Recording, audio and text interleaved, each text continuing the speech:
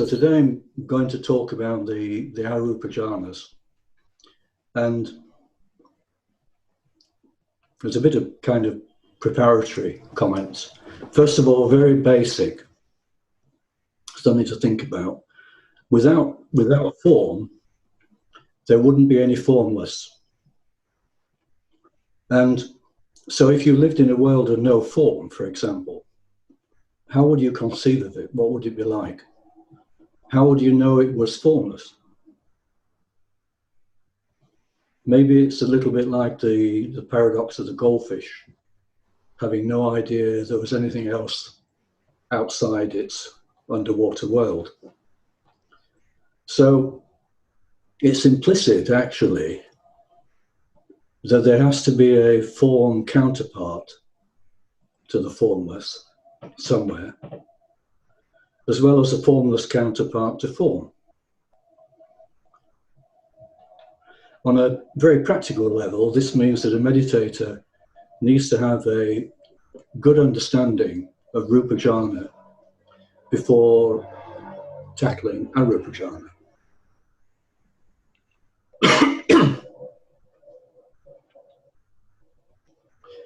If you think you're ready, then it could be very, very simple. We've already talked about Rūpa, form level, and to practice the Arūpa could be actually as simple as this. That's rather neat.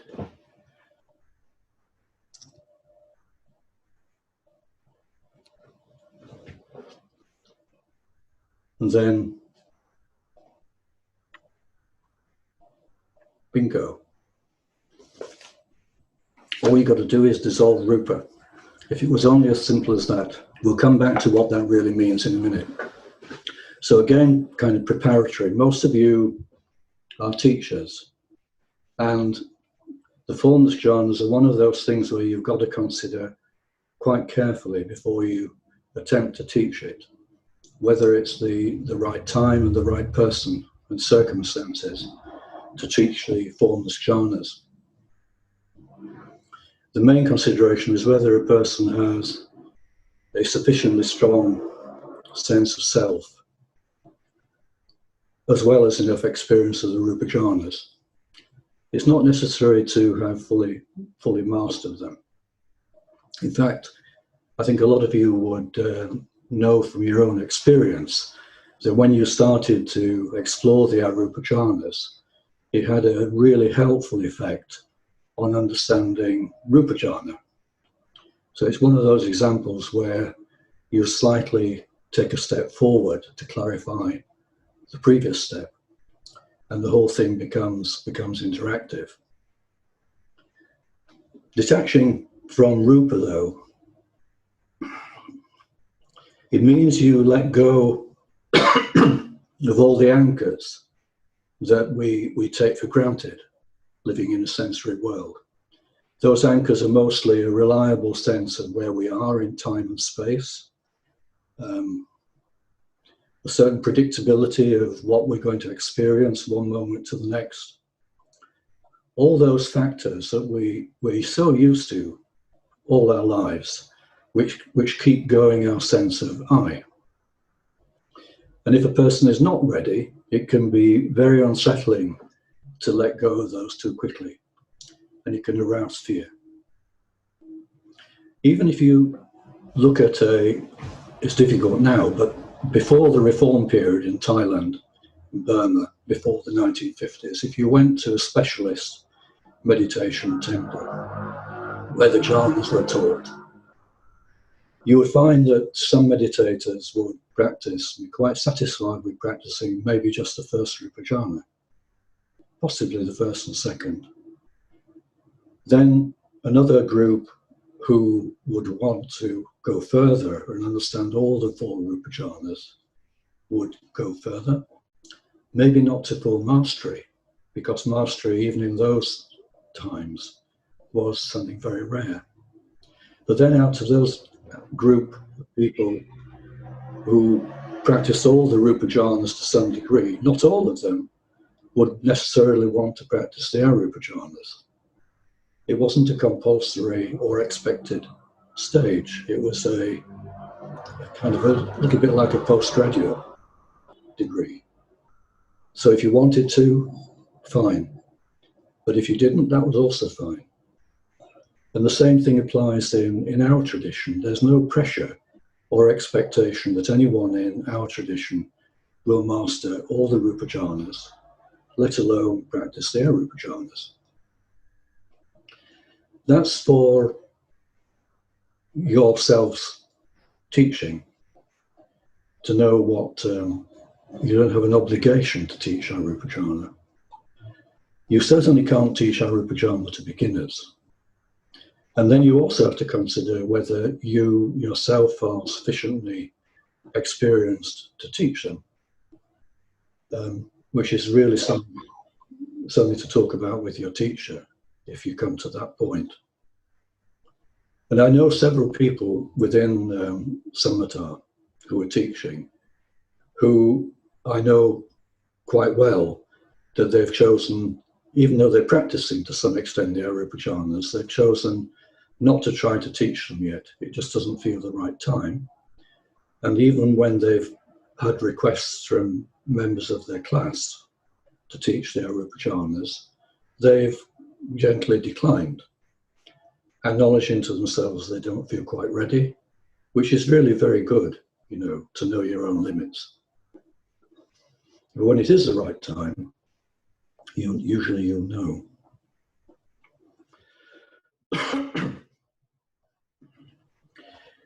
In these talks, in the Rūpa Jhānas, I've talked about the fine material realm of the jhanas, which translates to becoming more aware of the kind of symbolic level of meaning or the metaphorical level of meaning.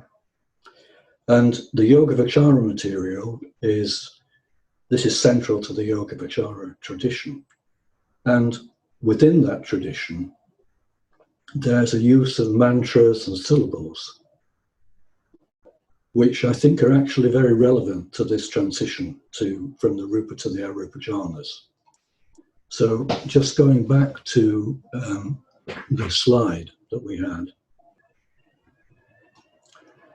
you probably know about some of this, that when you put the letter A in front of a word in Pali, it dissolves the meaning of the word.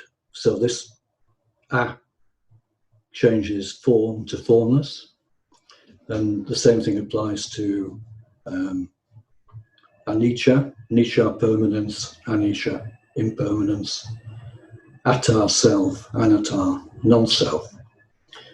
And in the Yogāvacara tradition, there's developed a kind of cult or great interest in the different syllables. This is the Khom Cambodian character for A.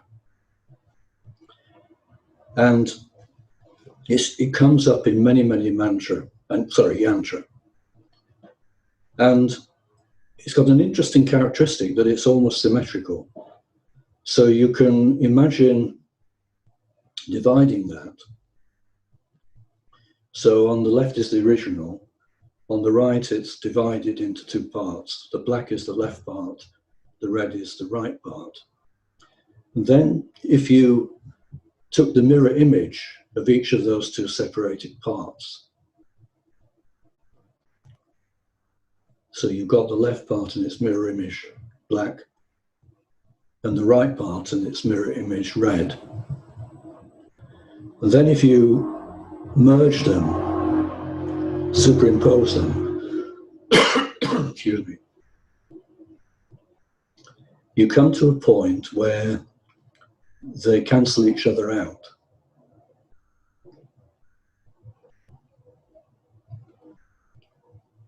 And disappear.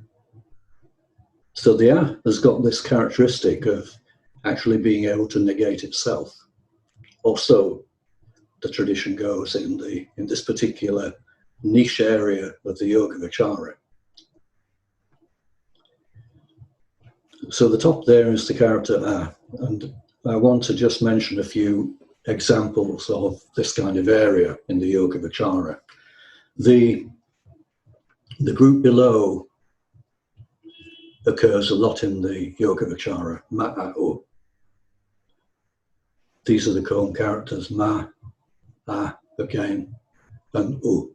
U is rather like the symbol you see above the Buddha head, Theos Nisa, rising up, only it's the inverse of this. It's pointing upwards, ma, a, u. One of the most common places where you come across ma'u in Yogāvacara is in yantra, particularly yantra which are to do with the body, what they call Om Pra yantra. Ma stands for the basis of the whole practice, the lineage, everything that has led you there, the earth, and also the mother. Ma, ma is a very interesting syllable. It's very, very close to all the different ways a baby calls for its mother. Mama, or mère, in Thai it's mère. In French too, mère. So ma is particularly the mother that gives birth to this whole possibility. A is in the middle part, although actually, technically, it's at the junction between the central part and the head. A is the shortest vowel that we have. We sound it at the back of the throat. A. What it has in the Yogāvacara is it's got the property to cut. It can cut and negate the meaning of a word. If you split it and invert the parts, it can negate itself. And in the meditation tradition, it stands for change of lineage, gotrabu, the point where something is cut between transferring from sensory consciousness into jhana consciousness, or from the mundane world into the supramundane path. So also interestingly, in a neuroscience view, it stands at the transition point in jhana consciousness between the brain activities and the body activities. So the back of the throat where you sound it is just below the brainstem where that transition region is. So ma, a, and then u arises.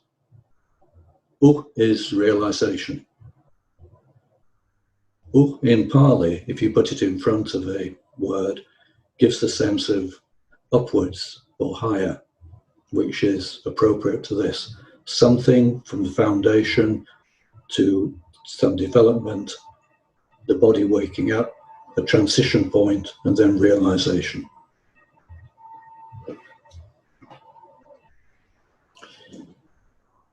Other examples are Buddha, which we've talked about before. It's a very familiar way of recollecting the Buddha and the Buddhist path. And it's also the core of the Buddha meditation, one of the oldest ways of practicing and developing jhana. Bu on the in-breath, do on the out-breath, and those are the two characters, Bu, do. Metta, again, is very, very common in the Yogāvacara, as it is in chanting. We chant the Metta Sutta before most of our practices. And again, if you want to arouse the feeling of metta in meditation, usually you would intone me on the in-breath, and ta on the out-breath. Me, ta, and those are the Cambodian characters. Arahang is also very important in the Yogāvacara. Again, it's a way of recollecting the Buddha and enlightenment and realization, but it's different to Buddha and Metta in one very, very important way. Buddha, in-breath, out-breath. Metta, in-breath, out-breath. At Rahang, you've got a possibility of not just a linear motion in Buddha and Metta, but a circular motion, Arahang. And one of the ways that's used in Yogāvacara practices is for healing. So Arahang, intoned with the breathing in and out, can be done in such a way, linked to the nimitta, to make the nimitta spin, to give it a circular motion. And the central syllable, ra, this is a Cambodian character, it's got that quality of rolling, like rolling your R's, ra. So when you intone this in meditation, linked to, for example, the nimitta, it's not difficult to set the nimitta spinning, either clockwise, arahang, or anti-clockwise, with the intention that as it spins away any cloudiness, any disorder, any illness in the body, or in any part of the body. Namo Buddhaya is also well known as a recollection of the Buddha.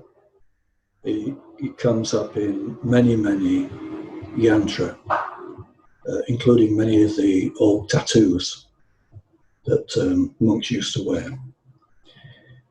And then I put in the other ones here because one of the interesting things about this use of syllables, which I find absolutely fascinating, particularly for a person who finds it very difficult to recollect suttas or chants, of which I'm one of those. If you intone iti piso, and you've heard the iti piso chant many, many times, it's sufficient iti piso to evoke the whole sense of the whole chant. The same thing with Karaniya Atakusalena for the Metta Sutta. There's something about those first few words, the first few syllables, that once you've heard the Metta Sutta and understood a little about its meaning, just evoking, just intoning those words to oneself, Karaniya Atakusalena, evokes the whole thing. If you want to go to the limit, Ewan Me Suttam, which occurs at the beginning of all the suttas that Ananda recalled after the Buddha's death. Thus have I heard, Ewan Me Suttam. You don't have to read all the suttas. Ewan Me Suttam. If you're really lazy meditator, it's maybe good enough. It's good enough for me. So,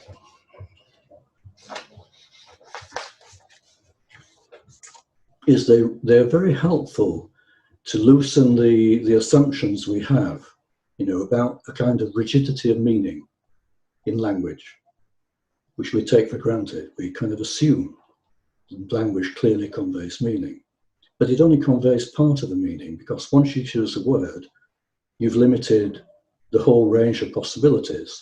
Another word is excluded.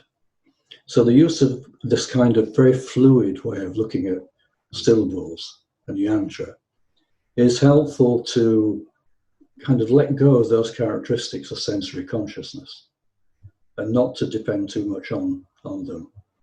And particularly when you're approaching something like the Rūpa Jhānas, that's not bad. It's quite helpful.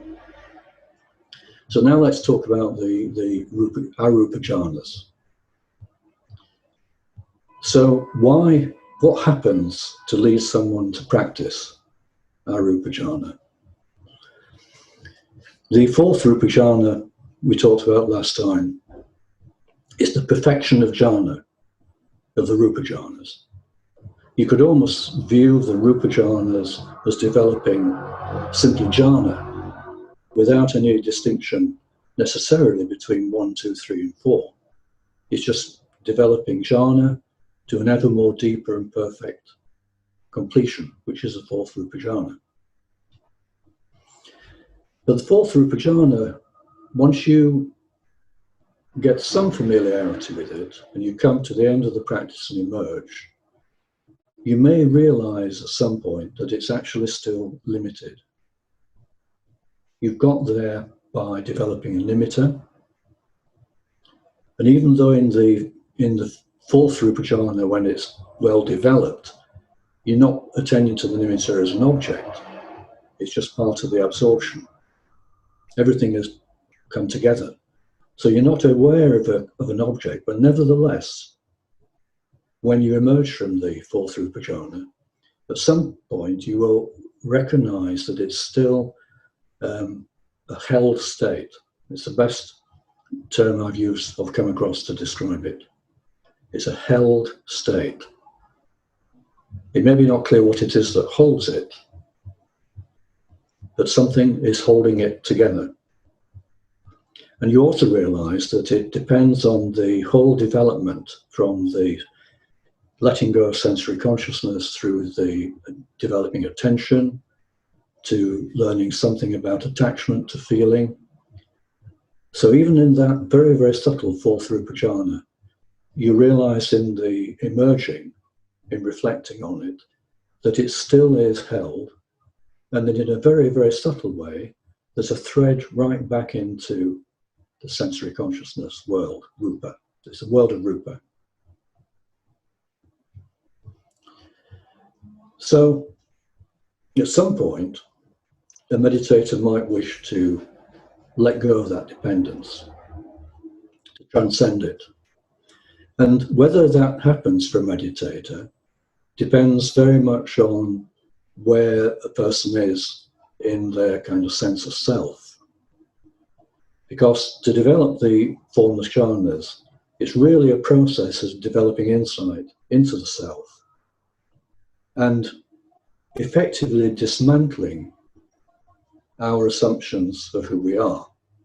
The assumptions of we're a subject in different situations where there are many different objects. So the Arūpa jhanas are ways of unpicking all the assumptions we have, particularly subject-object, Rūpa, Arūpa relationships, and eventually perception itself, right to the threshold in the third and fourth Arūpa jhanas, to the threshold of perception, and ultimately, what does consciousness really mean? So, the terms for the Arūpa jhanas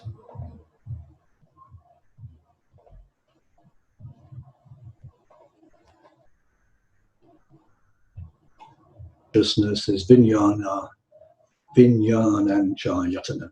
The ayatana is the word for a sphere or a realm, ayatana. Akasa is the Pali word for space, and vijnana, the word for consciousness. So remember, when I talk about those words later, that's the original Pali.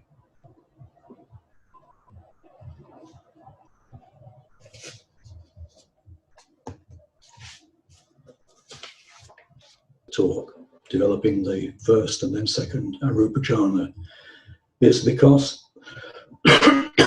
although I said for the Rūpa jhanas that you can't think yourselves into them, the Arūpa jhanas are so strange. You know, the whole concept, what does infinity or boundlessness mean? So strange that most meditators have to at least make a start by trying to conceptualize what that means to some degree. Otherwise, it's very difficult to find a starting point. And one or two meditators, quite a few actually, have found when they're practicing outside, certainly at Green Street, the National Centre, you may be practicing the Rūpa jhanas. You may have some intention of wanting to develop the Arūpa jhanas, and you open your eyes and you gaze at the sky. And sometimes in summer, the sky may be almost free of clouds. So this is kind of an example of that. Just one solitary cloud.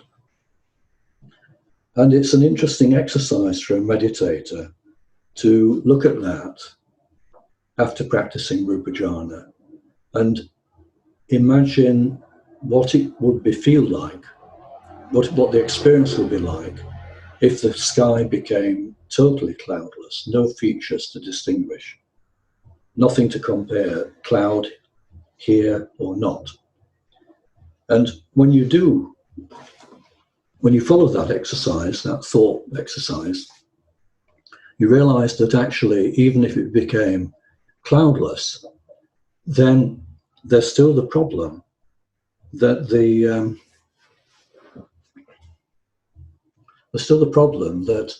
there's a horizon, and there are, bits of the garden in your peripheral vision. And so it is far from boundless. There are still possible objects. But it's a starting point. So if a meditator then closes the eyes back into meditation, if you're trying to develop the first Arūpa Jhāna, probably using the longest length of breath, then you can have the intention of letting go of any discrimination, any comparison of one bit of the sky or the field of experience to another. All limits, letting go of all limits. The reason the longest length is helpful, at least to begin with, is that as you breathe in a long breath, you can have the intention of letting go of limits. Breathing in a long breath, something expands until there's no limit whatsoever. Later on, it's not necessary to worry about the length of the breath, but to begin with, it can be quite helpful. And then, traditionally, as a kind of final stage of letting go of limits, in the Yogāvacara, it's recommended that the meditator uses the syllables for space, or later for the second Arūpa Jhāna, consciousness. Use the words as ways of invoking the experience. So for the first Arūpa Jhāna, the meditator takes the word akasa, or if you prefer the English word space, and use it as an invocation. And also behind this somewhere is knowing that space is not empty. The word akasa derives from the root kas, which implies radiance, actually. But it's not the kind of radiance that is an object like light or a discrete emitter. It's a kind of radiance, more in the sense of a kind of alive potential. So when you use the syllable akasa, you intone quietly to yourself once or twice or three times, akasa, akasa. And at the end of the word, the final akasa, you have the intention that as that end comes, it creates a space into which the invocation is that you experience the first Arūpa Jhāna, infinite space. Akasa, let it become manifest, effectively.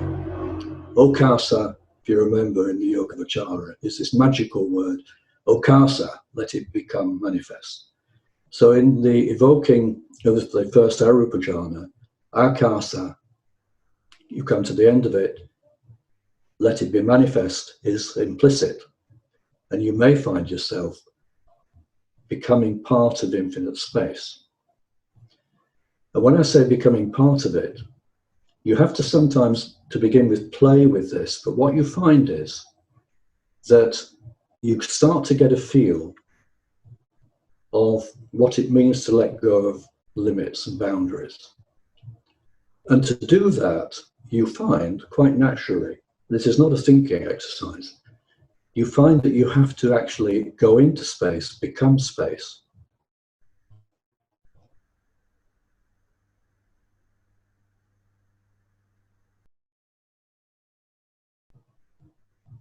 For it to become unlimited, boundless, infinite, the only way is if you become it.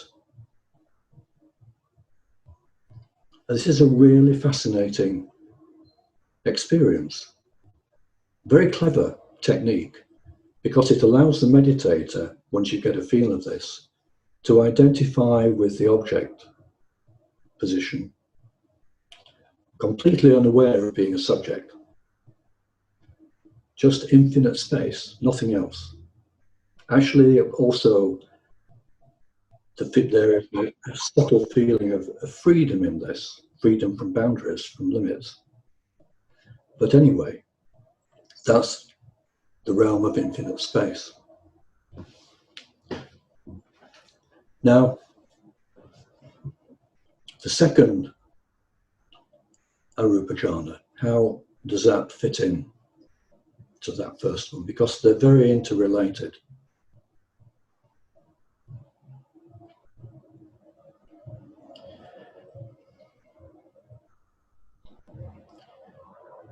How to move, how to develop the second Arūpa Jhāna, which is infinite consciousness, which is a counterpart to the first. Because if the object which your experience is infinite, somewhere there has to be in the background, behind you, or somewhere, there has to be an infinite consciousness or a boundless consciousness to hold that experience. But in infinite space, you're totally unaware of it. But yet, you know, it has to be there somewhere. And there was a lovely book written back in the 60s, late 60s, it was called, some of you may know of it, it's not very well known now, called The Foundations of Tibetan Mysticism by Lama Govinda, Anagarika Govinda. And he wrote, extremely relevant to this, even though he's talking from a Tibetan tradition, he knew quite a lot about the Theravada tradition. He wrote that in the moment in which a being becomes conscious of his consciousness, he becomes conscious of space. And in the moment in which he becomes conscious of the infinity of space, he realizes the infinity of consciousness.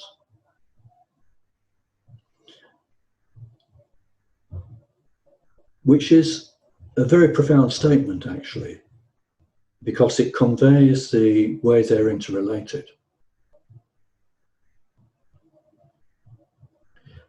Which is only something which can be understood by starting to explore the Arūpa Jhānas.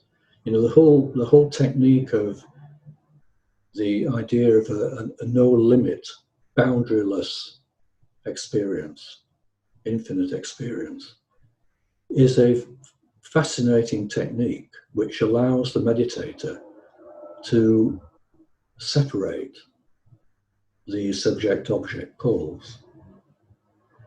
Of course, they're still both there in counterpart, but the experiences of complete identification with either the object pole in the infinite space, first Arūpa Jhāna, or the subject pole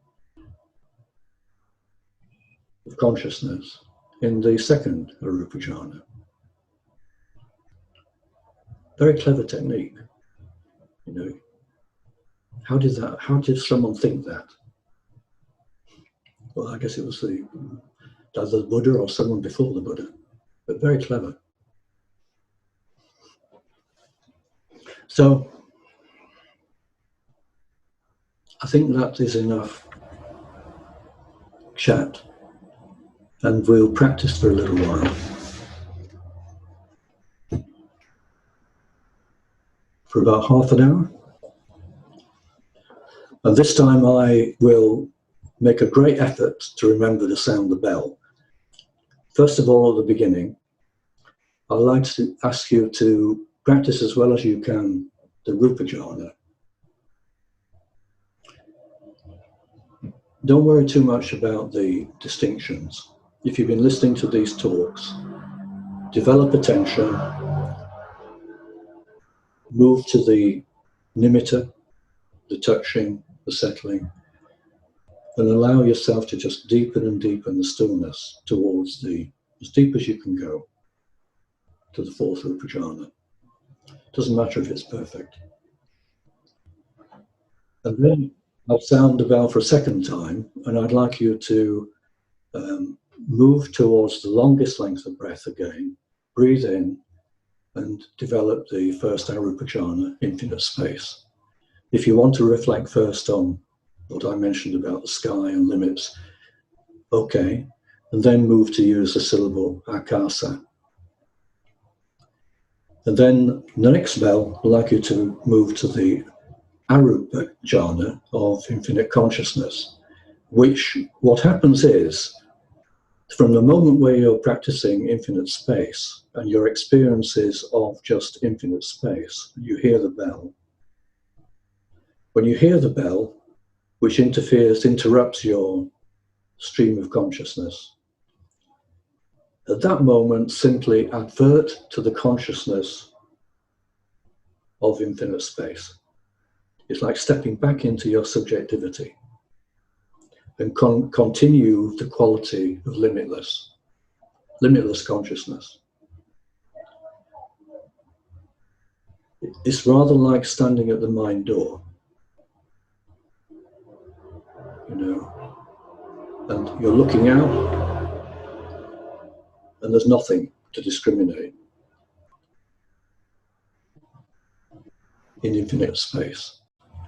And there's also, at the same time, when you advert back to the subject, for infinite potential to be conscious of anything if you took an object.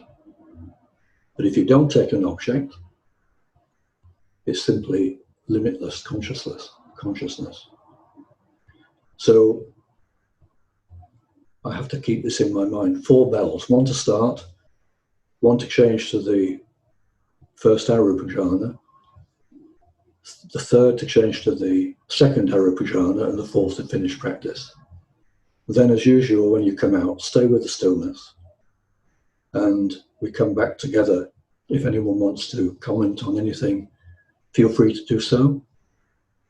And as usual, no need for anyone to respond until someone else comments, and then someone else, and then at some point we might have a more interactive discussion.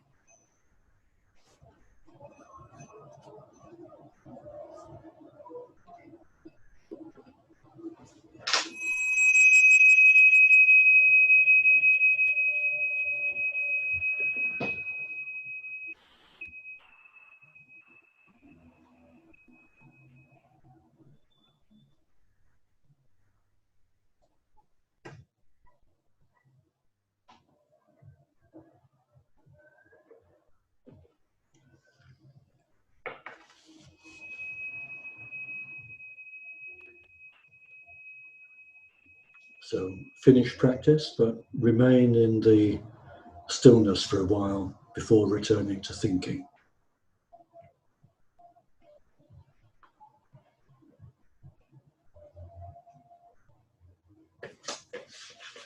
Whether it's relevant, it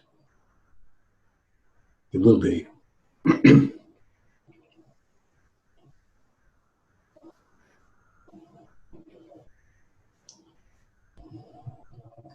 But yeah, I had quite a strange experience where I was working my way through the stages, and it just felt like a really heavy downward energy in my stomach. And I was struggling with the shortest breath, so I went to the longest breath.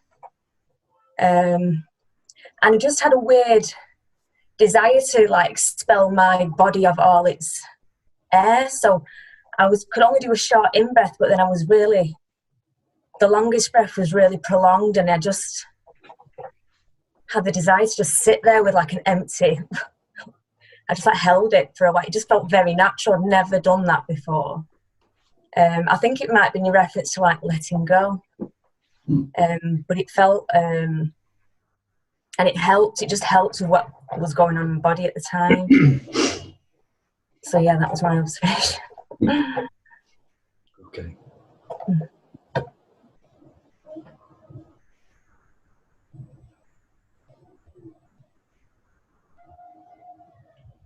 Space and felt it merges with the consciousness. They all merge into one. I felt the consciousness forming the basis for the infinite space as well.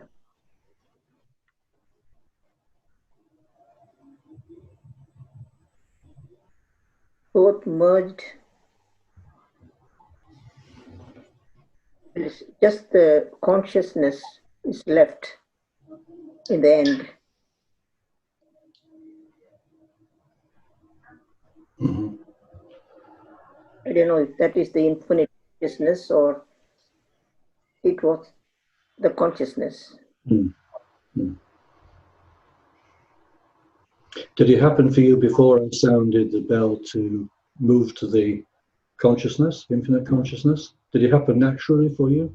Naturally, yes, it was there at the basis of while I am in the spacious. Yeah. Hmm.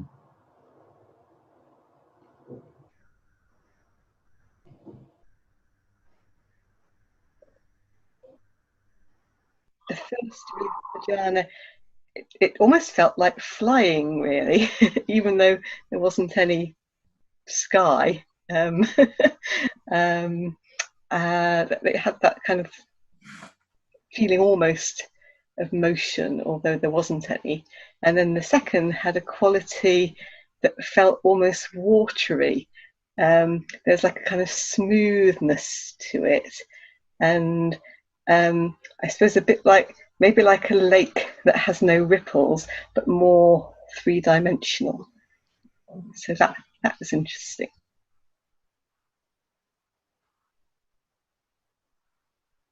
Peter? Yeah, a phrase I came across in the Tibetan, big sky mind, which seems to kind of a nice triggering phrase, perhaps.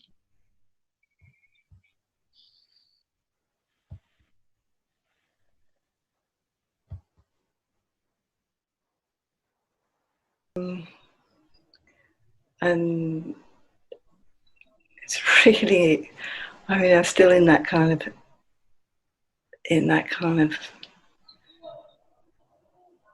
it's hard for me to come into form. I think that's what I'm trying to say. But I did catch, because normally I'm somebody who's sort of like, I'm spending spent the best part of my life trying to come into form, and so I'm still at the piti stage. So it was quite interesting to actually, with a group and with the intention to go a bit further. And I found myself, I could catch myself that place of, oh, this is scary. I don't know if I can let go of into this sense of spaciousness. It was a sort of like, I could feel that oh, no. I could feel the grip wanting to hold on to something.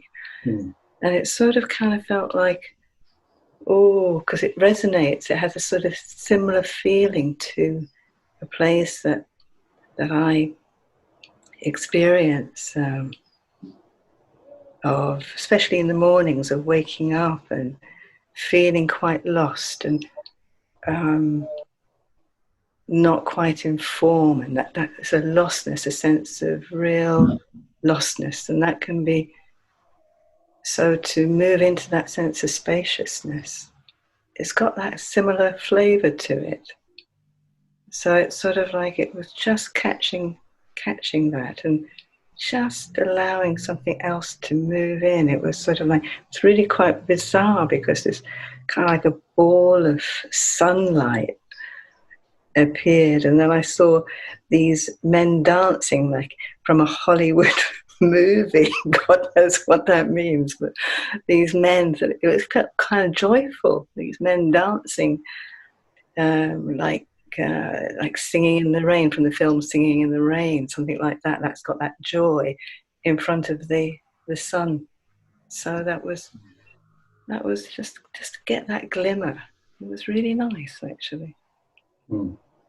So thank you to the whole group for holding that intention. So it's lovely. Thank you. Yeah, I think that's right. That it's very helpful to feel part of a group doing the same kind of thing. But what you described, the reason I'm just jumping in, is you're describing something quite well about how you may feel you're not quite ready to go to practice the Rūpa Jhānas. And actually, if you don't rush it, it can be really helpful to clarify the Rūpa basis. And you mentioned the stage of the second Rūpa Jhāna, PT, embodiment, and then later on you get that image coming up of joyfulness and the energy in that and dancing, and you're in a way getting a sense of the two, touching on a little bit of the sense of letting go into the Arūpa, but also the other is still very nearby. But very good that you can get that taste without feeling frightened, and the group is very helpful to do it in a group. Very, very helpful. And you'll find when you practice, if you're very careful in your own practice, you'll still be able to touch on it. But certainly when we have the opportunity to practice in a group again, even online too, but also face to face, then it will just become clearer and clearer. Thank you very much.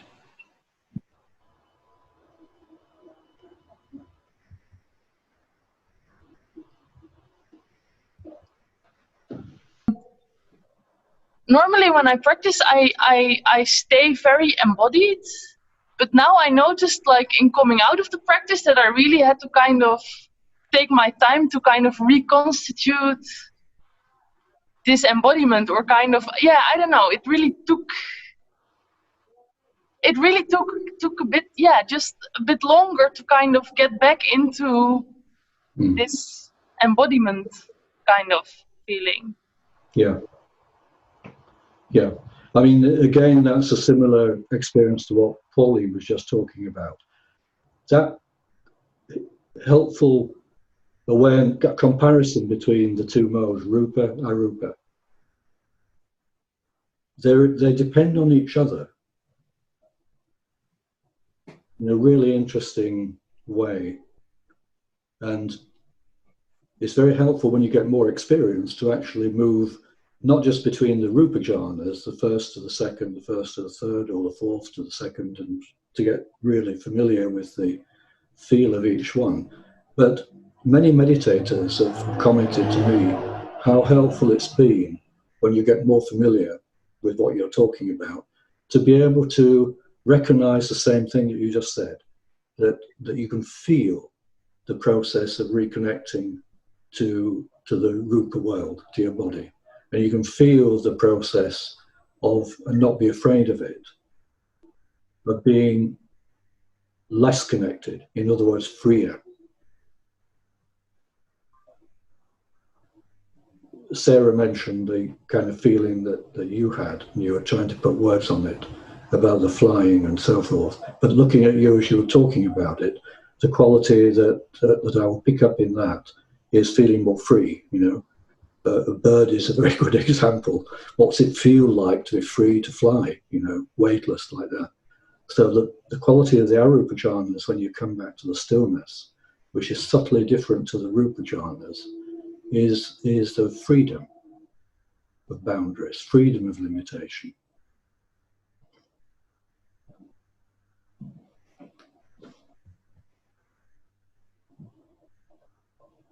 Practice, Paul, about the fourth Rūpa Jhāna, that the realization comes that is actually a hell state.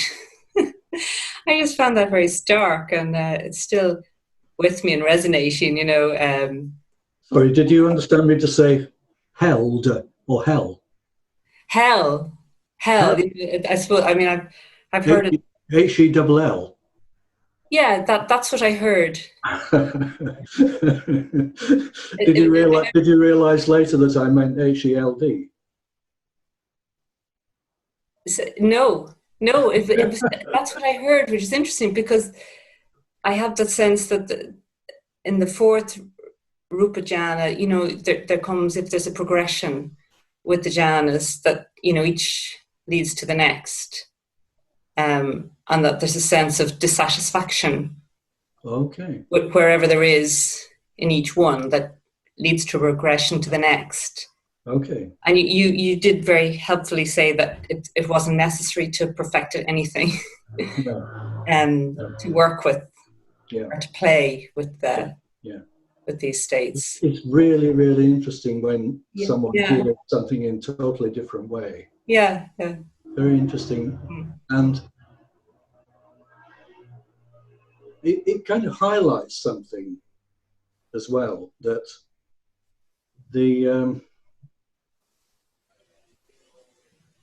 some people do describe the progression through the jhanas as looking at each one and recognizing something as dissatisfying. I don't think that is actually a good way of describing them. And I suspect quite a lot of that comes from a kind of austerity tradition. Whereas once the second Rūpa Jhāna is reasonably familiar and the body starts to really relax and you feel the body can let go of a lot of tension, you free up the ability to just rest in good feeling. And that's never lost in the rest of the progression.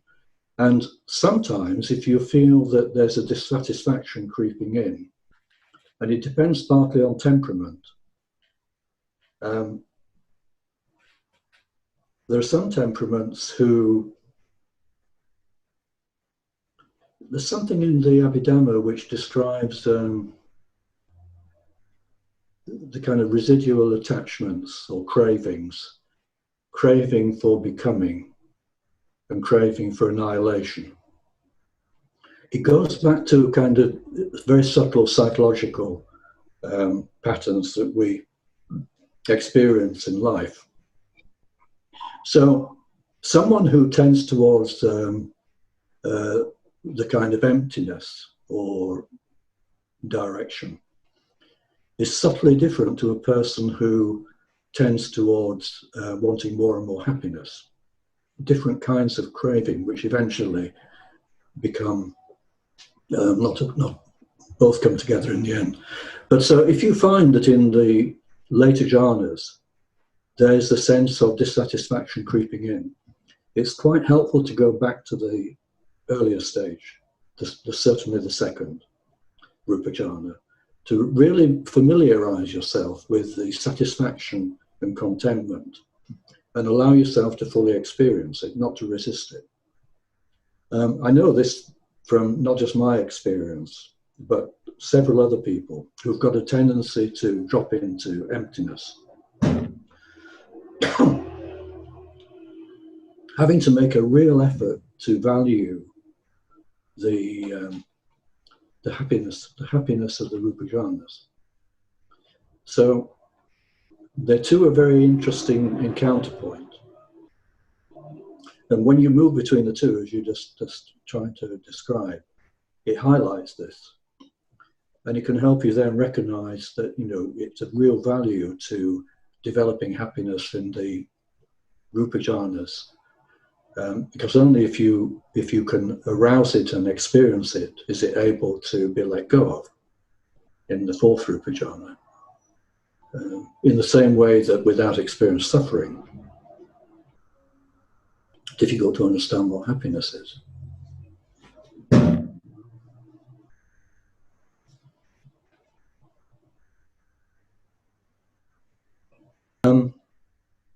It's quite delicate, and this is why it's so important to be careful about introducing it to people in your class if you're a teacher, but also for yourself.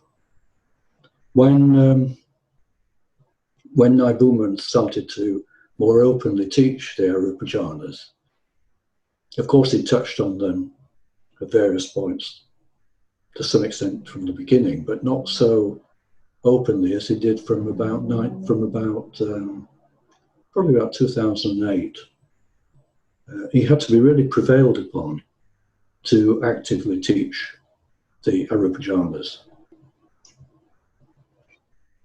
I guess that was to do with him working out whether he felt it was the right time and etc., particularly given that he was only coming here once a year.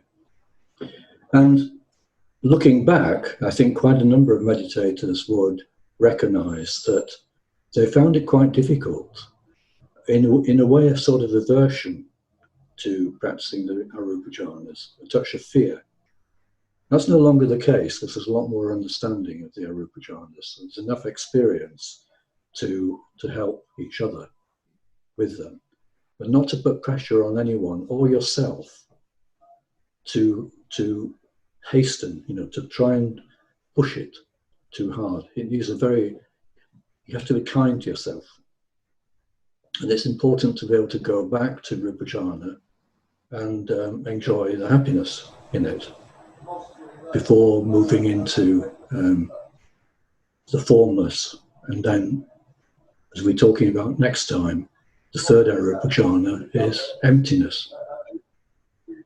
And so it needs a delicate touch, patience, and behind the scenes, a lot of people have found it very helpful to, from time to time, practice the Brahma Viharas.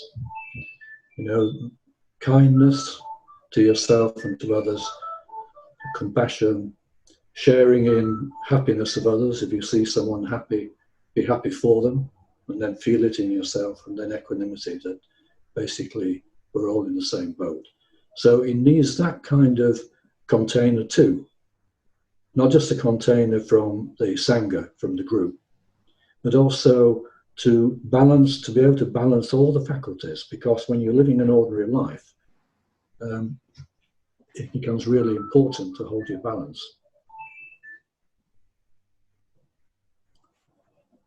So,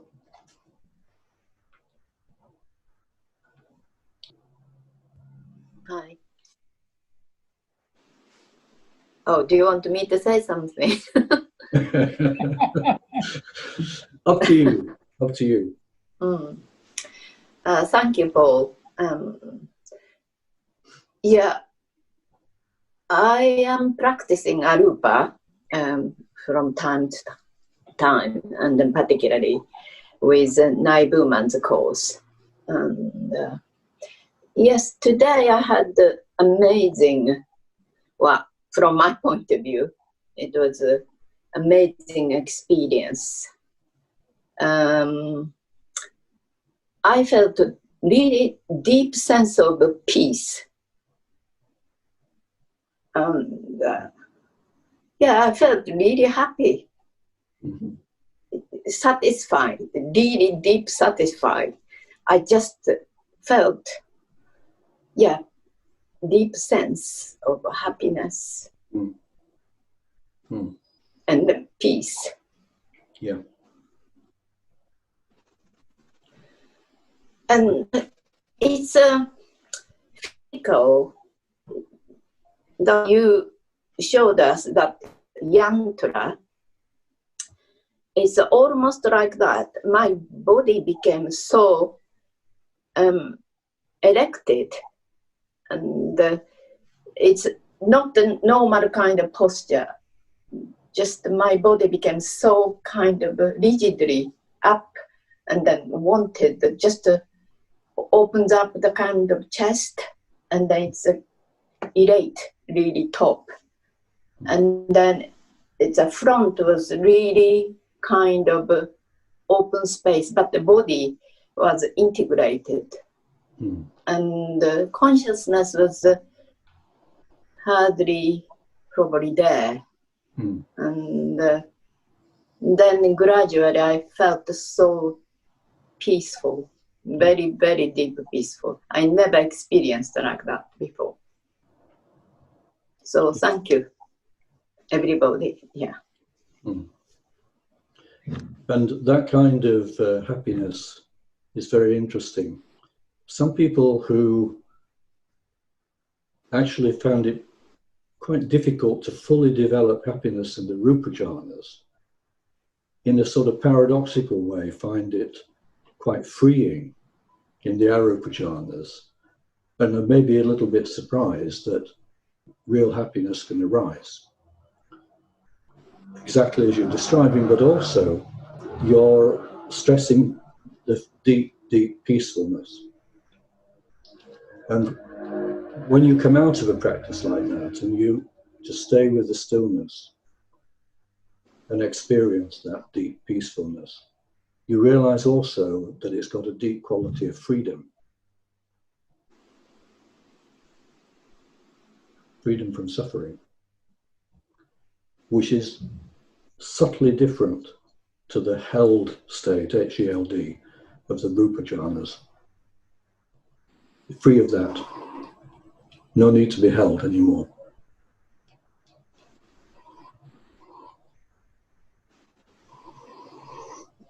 And you're right also when you know, yourself and someone else is saying, in a way, thank you to the group, because you realize that this is very, very helpful and very important, that other people, in their own ways, subtly different to you, to each other, are working with the same things.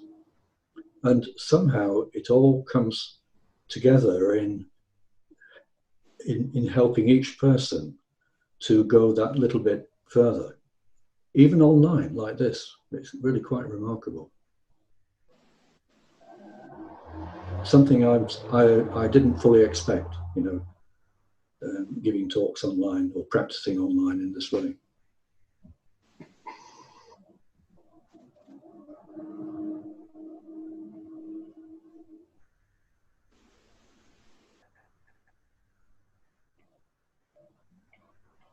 Very still. So still, in fact, that coming back took quite some time and needed some care. I find that in being in that place of infiniteness, infinite sort of presence, that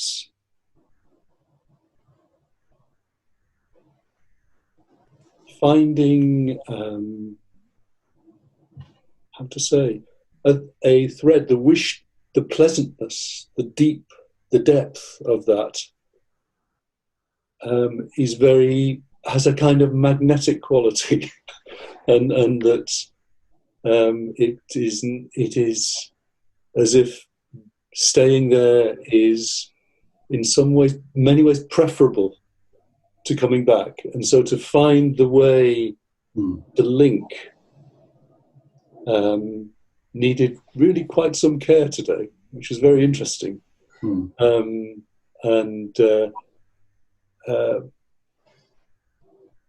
That actually showed something about how entering works as well. Yeah.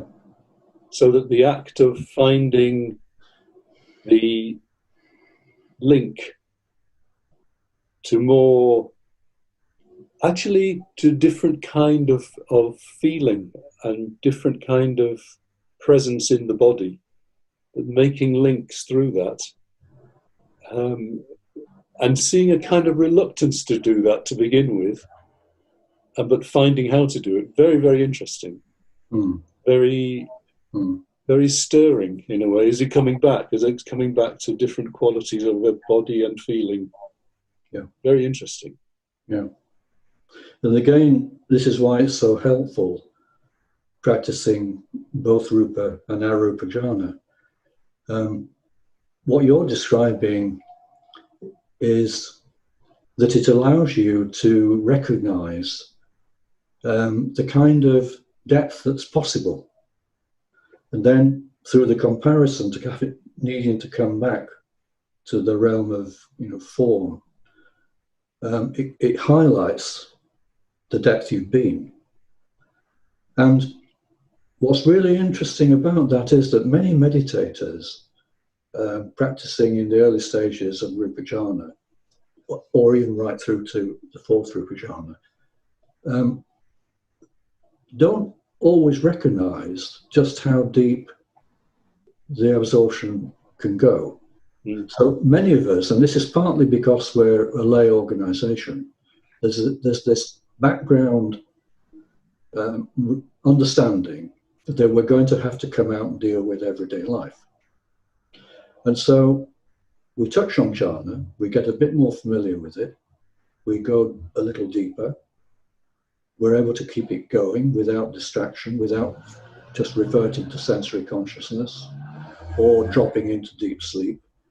But it's actually quite rare that a person fully develops each of the jhanas to the depth that each is possible.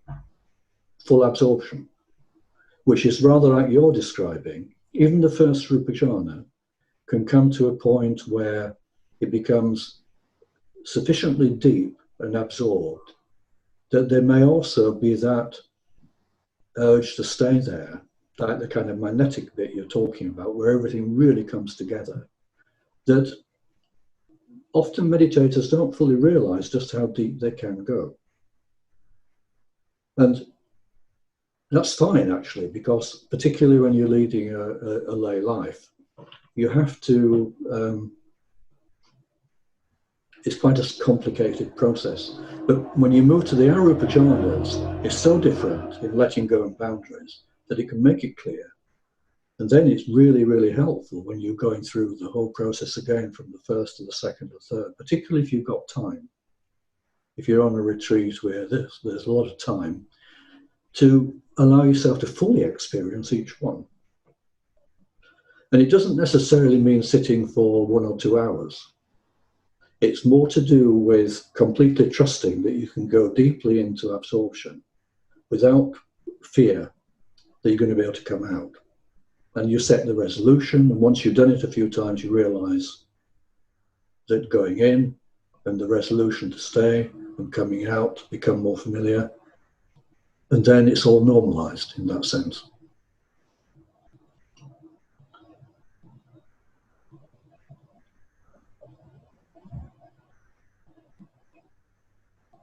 Before I might sign off.